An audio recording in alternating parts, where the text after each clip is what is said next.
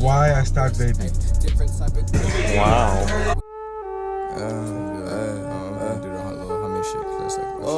Hey, I'm really going 10 tones of this music shit now, so it's really over for you niggas, cause I'm really the coldest out here.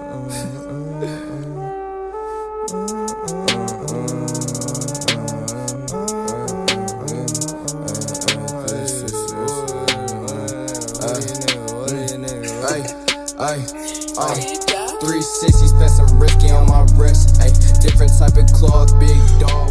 What up, y'all? I'm back with another video, and today's topic is gonna be why I stopped vaping. By vaping, I mean anything with nicotine, Juul, smock, Soren air. As far as other things that I do, I have a lot of back problems, so I do often smoke other things for my back. But as far as like juuling, smock, Soren, vape, nicotine, I'm done smoking those. Just because I have been reading a lot of things, and everybody has seen these Snapchat stories, the Snapchat ones that talk about Juuls being banned and why I stopped vaping, and talking about all these other health concerns about vaping. Both of my parents didn't smoke cigarettes, but my mother did, and my mother's story with cigarettes is a very, very long story. That generation, with smoking cigarettes, everybody smoked cigarettes, and there was no worry about any health concerns at that time. And there wasn't any health concerns until, what, 20, 30 years later? And the only thing I'm scared of is that's gonna be the same exact thing with these vapes, especially Juuls. And juuling is scary because the fact that my siblings in high school walk into their math class and English class, they're vaping and they're taking all this time to buy vapes, and all this young generation of workers are literally spending their money on Juuls. They could be spending their money on investments for the future, or clothes, or anything else. For me, I'm scared that I'm gonna be 30, 40 years old, 50 years old. I'm gonna have some sort of sickness or cancer from a Juul that I smoked in high school. Or I started juuling toward the beginning of this year, and I juuled for a while. I went through regular Juul pods. I found flavored Juul pods that weren't of the Juul brand, but I was, trying all the other brands. It took me a couple months to go from like a Juul to a smock, and of course a smock you can get higher percentages of nicotine. And I literally jumped from what the Juul pods are, what, in the teens, I think I jumped to like 50% nicotine, I believe it was. Huge jump from Juul pods to nicotine. So I was getting buzzed out of my mind off the smock.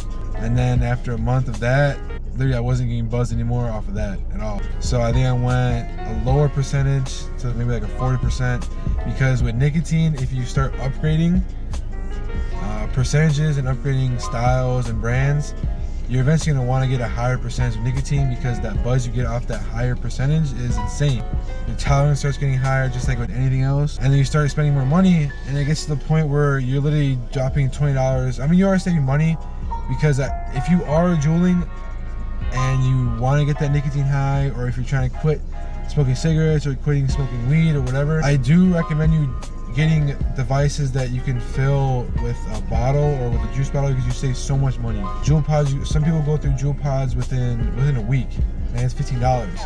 I'll have the same bottle of juice for my smock or my Soren for like a month, and that's only $20. So if you are gonna do that, I recommend doing that.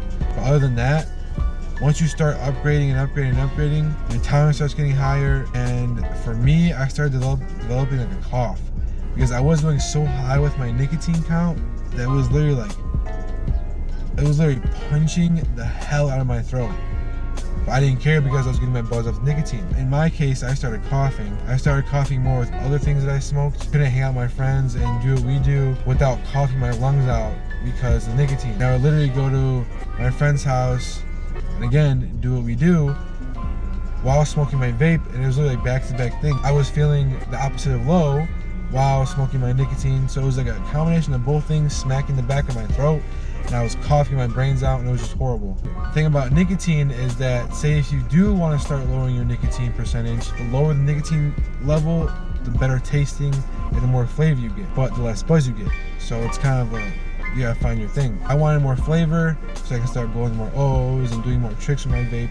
So I got a lower percentage. I went from 50 to 40 to 30. With nicotine, you can't just jump straight down. You can't really go from a 55% nicotine back down to juuling, because that's just a huge jump. And then you're gonna be toking on that Juul every second because you're trying to reach that buzz that you're not gonna get, so that sucks. Excuse me. Wow. Yeah, so there's so many complications, and it felt so weird to go into a vape shop, sit there and shop for some juice that has chemicals in it that makes me cough. It gets me a 2-second, 3-second buzz. It literally wasn't worth it to me. I just don't see any positives, and there's so many unanswered questions as far as health concerns. So that's just my take on that. It didn't really take me a lot. The same day I actually bought this camera was the same day I actually got motivated to stop vaping. I literally handed my vape over to Jacob, like, take it, I don't even want it anymore. And it feels good not to like be at a stoplight or hide it from my parents, or it just feels good not to vape anymore.